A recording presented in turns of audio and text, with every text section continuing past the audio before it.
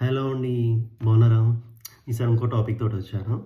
ఇంట్లో కన్నా ఎక్కువ ట్రావెల్ చేసేది రోడ్లపైనే అనమాట. కానీ రోడ్లు ఎలా ఉంటున్నాయి ఇప్పుడు మనకు అస్సలు చాలా దారుణంగా ఉంటున్నాయి.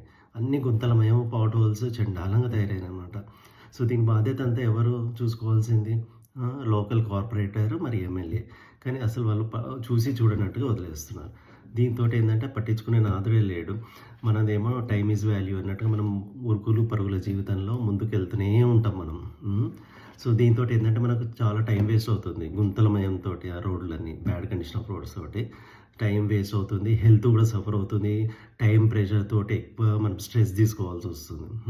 సో, అందుకని నేను వాళ్ళని రిక్వెస్ట్ చేసేది ఏంటంటే వీటి మీద దృష్టి పెట్టి ఈ ప్రాబ్లమ్‌ని సార్ట్ ఔట్ చేయమని చెప్పేసి. ఇంకోటి మనం రోడ్ మీద వెళ్తున్నప్పుడు మధ్యలో రోడ్ డివైడర్స్‌కి వైట్ లైన్స్ ఏస్తారు.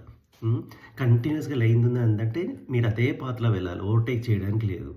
అలానే బ్రోకెన్ లైన్స్, స్ప్లిట్ లైన్స్ తోటి ఇట్లా వైట్ పెయింట్ స్ప్లిట్ అయ్యి వచ్చిందంటే విత్ ప్రాపర్ ఇండికేషన్ తోటి జాగ్రత్తగా మనం ఓవర్‌టేక్ చేయొచ్చనమాట.